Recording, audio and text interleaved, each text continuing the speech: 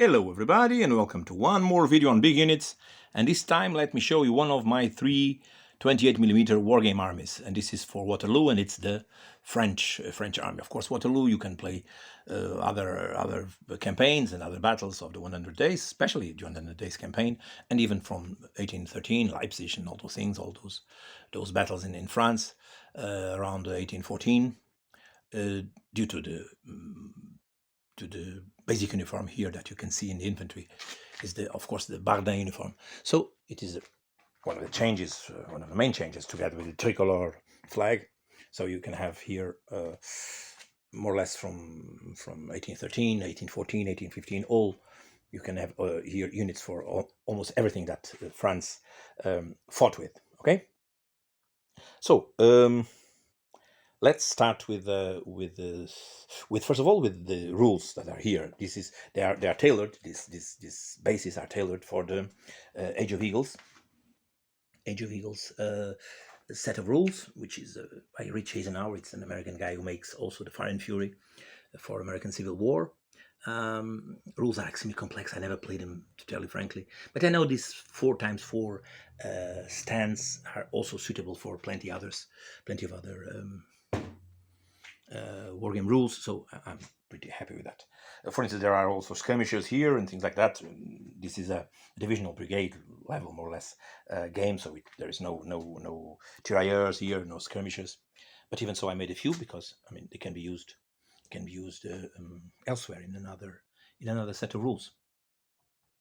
So what do I have up to now is more or less some 80% of the French army, only 20% of the British, and some 80% also of the Prussian. The British are the ones that are more to the back. For instance, I have here this paper that goes along the building of the French. I have other papers like this for the British and for the Prussians, and this is what I have. So where you see red dots, it's what is already made in terms of Age of Eagles. Age of Eagles asks for a base to be 360, representing 360 men, generally with 4 figures, and cavalry, each base is 180. So as you can see here, everything for the infantry of the guard is made. Cavalry is still absent. So first corps is everything's almost done, together with the 2nd Army Corps and the 6th Army Corps. Cavalry, reserve cavalry, the heavies, everything is done. So, but the problem is artillery, as you can see, still absent in most of the big units, and as I told you, the guard cavalry with nothing, with 0 up to now. The books I'm using mostly is I like this Waterloo Companion a lot. Very good. Plenty of information regarding the detailed units. Also plenty of information about the terrain. The maps are absolutely great. There are even a few, but today is relatively useless, but even some color plates, nice ones. But this is not most important. You can find them today in plenty of other sources. And another thing that I like a lot is this Napoleonic archive set of several books. There are 5, at least I have 5. I don't know if more came out, and they are also a good source of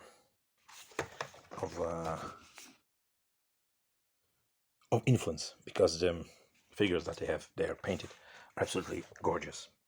Plenty of Perry miniatures also there, and I can see even my own miniatures painted, so I can copy a little bit what they've done here. So let's see the miniatures. So you have here the Jeune Guard, the Middle Guard, Young Guard, of course. You can see here the Middle Guard, and you can see here the Old Guard. Of course, these divisions were organized with the Grenadiers from Middle Guard and from Old Guard all together, but I distributed them differently. So Young, Middle, and Old Guard, and also the Génie. Well, let's start with these guys, for instance, here. So this is my typical approach to many of my wargame projects. These guys are Hat Industries with Perry miniatures, carbineers heads. The trousers were made of Milliput, and they go extremely well, I think. And they are somehow different from whatever Génie figures that you have. An officer also coming from Hat Industries, and the rest is the same, as I told you before. Now start with the older ones, of course. Question of respect. You have here the Grenadiers of the Old Guard. They came from a very nice box of figures from Victrix. So they are built virtually straight from the box. Very few converted figures. There's no need for that. There is, for instance, here, I think this is a Warlord metal figure, if I'm not mistaken. I think so, yeah, this Pioneer. A little bit more to this other battalion, this second battalion. Then we started to see here some characters. You see here Friand, the commander of the Foot Grenadiers, like Grenadier à pied. Another Perry Miniatures. Metal one, you see here, what's the name of this guy? Cristiani. I think he was a battalion commander. Let me check. Yeah, 2nd Battalion of Foot Grenadiers, 1st Regiment. Then you enter here the Chasseur. They have slightly different fanions, as everybody know, green and red, but more the same. Again, a pioneer from Warlord. Oops, let's try to focus. More characters from this is Cambron, if I'm not mistaken. Yeah, exactly. The one that answered very badly to the attempt of the British not to fire on the Old Guard in the last instance of the battle, when he sent the British to the beep. Of course, this is a censorship sound. You see here Michel, again of the Chasseurs à pied. Middle Guard now. Middle Guard was one of my funniest builds. For instance, this stand shows a little bit what I've done. So there are still some, probably there was still bicorns, other kinds of soft hats like apocalypse and things like that. Also some bearskins, but the Middle Guard was using they were not as sharp as the Old Guard. You can see here several kinds of hats, as you can see. Apocalypse is there and things like that. These are chasseurs of Middle Guard. Again, the same. And you can see here Victrix mixed to, no, they're all, sorry, these are, everything is Victrix.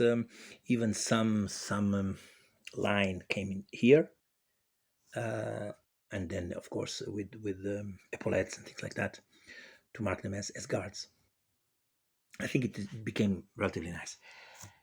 This guy here, I don't know if this guy is Perry or Warlord. This is Morin, but I don't know. Well, one of the two for sure. Now the Young Guard, La Jeune Garde. I placed them with flags. Of course, they didn't use flags, but I got influenced by these books. And where is it?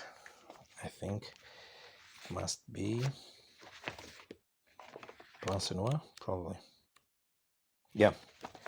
So you see, they used the Young Guard here with these kind of flags. So I copied them and used even if they are mistaken, if they were mistaken. I think they even say that in the book somewhere. They say that probably. I mean, there was no flags, but they look extremely nice on the Young Guard, because Middle Guard there's no flags, only fanions, so there would be too little flags on the guard. Some of the stands that I have are double stands, as this one. These old guards are based with the two stands. In fact, this one was united later. I can see that. Others probably were made from the beginning as 8x4 centimeters stands. Now let's go to the first corps of D'Erlon. D'Erlon is here with an ADC. Let's try to focus. Okay, here's the guy with his ADC, and divisional commanders here. Friant, if I'm not mistaken. No, sorry, Kyo. And this one Marconier or something like that? Yeah, Marconier, exactly. I felt mistaken. This guy is Irregular Miniatures. Another is Donzelot, another divisional commander of the First Corps. You can see here skirmishers. This plastic is great because you can make a lot of things with them. Also, some special things that Age of Eagles is the kind of breakthrough figures to mark a breakthrough. For this guy, he's regular miniatures with a plastic capot, and I have them. Even I have some of them spread on the stands themselves. Other are just markers. Yes, more here in the Jeune Guard, as you can see. Yeah, from this guy here is also, if I'm not mistaken, that guy is also Warlord. Yeah, in the middle of those Perry. By the way, in order for you to make the Young Guard, you need to change a little bit the cuffs of the line infantry, and they became very nice. A Jeune Guard, I think. So more of the same here with the First Corps. Mostly Perry, but then I started to make up a little bit. For instance, in this 8 brigade large group, you can see this one here, which is in fact not completely correct, because I'm using here some very old uniforms. Because I was expecting, I'm always dreaming about finding that information one of these days, that at Waterloo, some older uniforms, pre-1812, pre-Bardin, were used. Probably they weren't, but I had to use my Victrix miniatures, because they are they make a very lovely build. They are filled with charisma, and so. And what do I do in order for them to not look that bad? I don't place flag, of course. I just use the pole with eagle, and like that, I mean, they can go to other campaigns. They can go to Leipzig and things like that, of course, because probably at Leipzig there were still a few of them eventually, or even they can go to Peninsula and things like that, much before 1812, 1811, 1810, whatever you want. But for that, I have my 20 millimeters, of course. But even so, if I ever think about the issue, they can go into one of these periods, Russian campaign and things like that. But the majority, as you can see, is virtually everything is Perry miniatures. Okay. So this is D'Erlon, and then there is the 7th Hussars here, representing one of the cavalry brigades, the light cavalry brigade of the armée, of the first army, of the Première Armée. And this is Perry, plastic. Then you see here some lancers by Irregular Miniatures. Is it the 6th? No, the 3rd lancers. There is the 3rd, 6th, and the 2nd, if I'm not mistaken, lancers at this battle. And I mean, they don't go exactly completely well with the plastics or with Perry, because the horses are relatively smaller. Also, the bases I made thicker bases for these Hussars, and much slimmer bases which is bad. It should be the opposite. I mean, because if the guys go up a little bit up, they go quite well, I think. Okay, figures are okay, but horses in the plastic ranges and metal ranges of Perry are much bigger. But well, it's what I have. In the meantime, of course, I think Lancers came out from in plastic. I think from I don't know if Warlord, Victrix, or Perry, one of them released them. But I have everything that I need, so it's another part where I will spend no time and no money, because it's done. So First Corps is seen. Nothing special about this. Let's go for some artillery. This is the commander of the Guard Artillery, Perry miniature. Samoris, the Reserve Guard Artillery guy. Let's try to focus. Okay, here it is. Okie dokie. Very impressive figure. These Perry miniatures are great. And I mean, not as great, but quite funny and quite animated also. Not as well built, but well, good enough are these irregular miniature artillery and limbers. Limber is a very nice piece, quite heavy as you imagine. I think the limber is well done. And this is what I use for my artillery, because when I made this, the Victrix artillery still didn't come out, so I use this metal from irregular miniatures, which are very fast. They're very fast sending their stuff, and products are okay. So you see here the boss, of course. Here he is with pointing to a 7th USR ADC. There is over there is Salt leaning on the table. You see Ney looking at it without hat on his head. You see Drouot, and the Colonel Gourgan is over there. So this is a set of metal figures from Perry.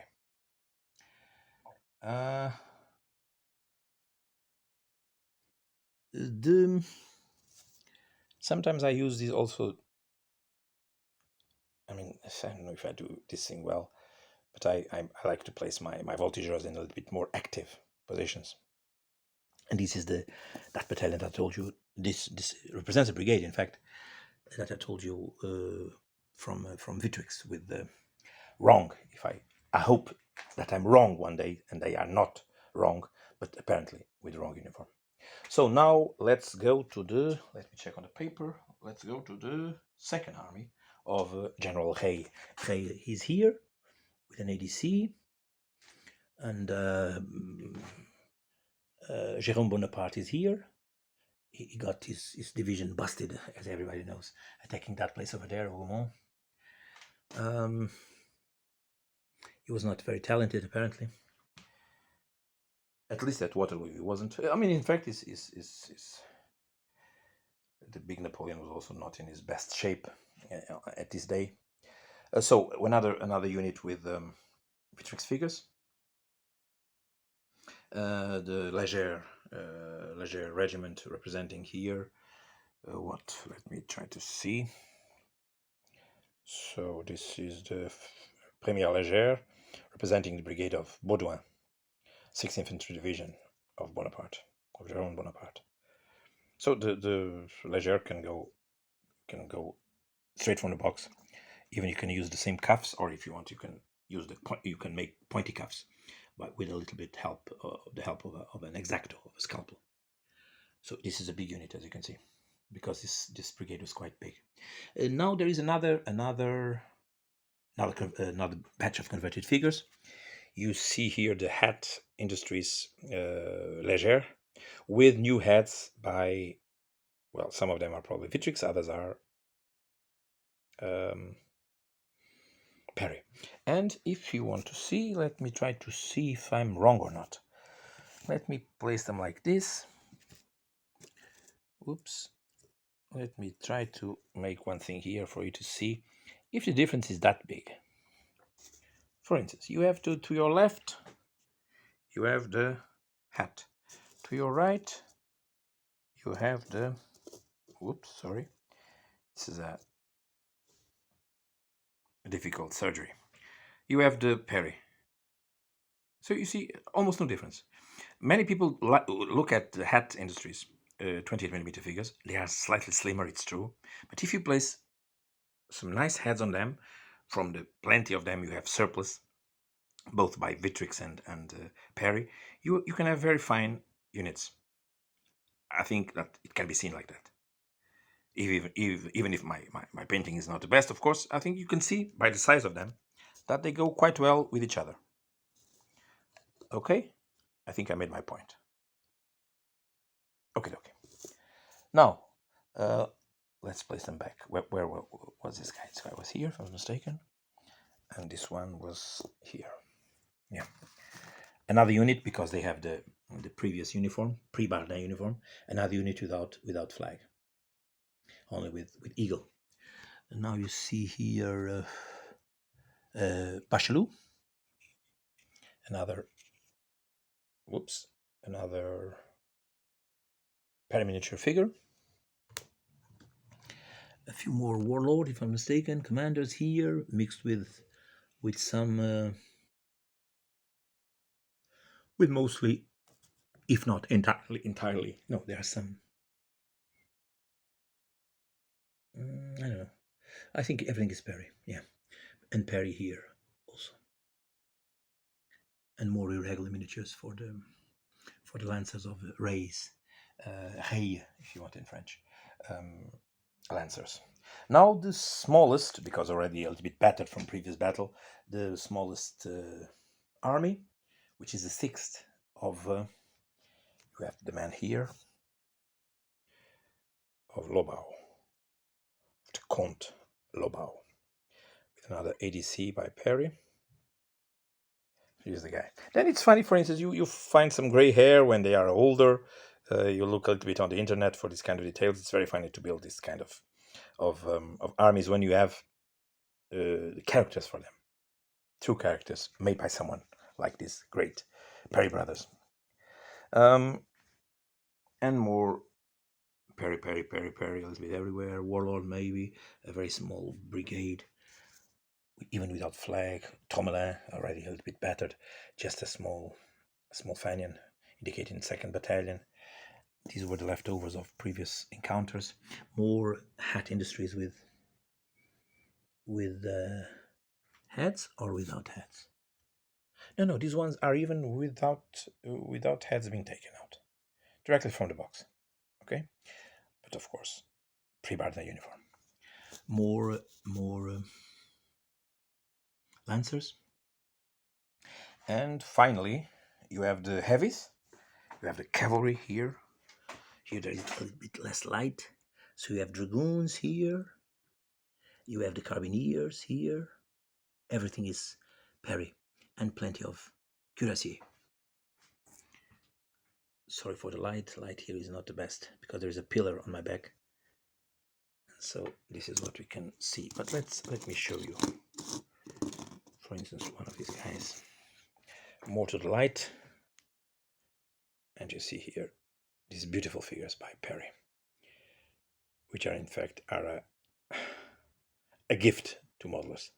The mother and father of the Perrys should be blessed. They should have a statue somewhere in a wargaming hall or something like that for having produced two lovely sons. Well, so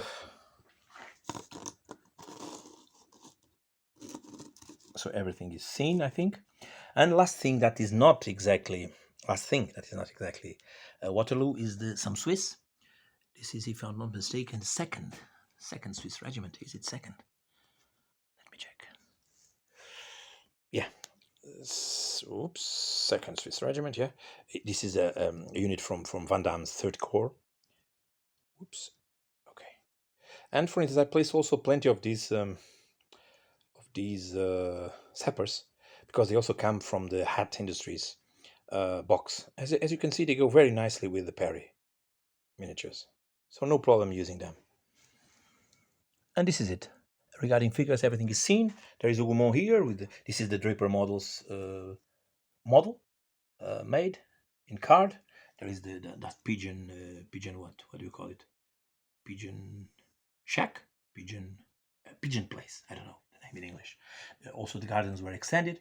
This is an extra Draper, and of course, you can see. Maybe you have seen it already. This is the famous Haysant by Airfix with a few additions, historical additions that they don't bring in the box.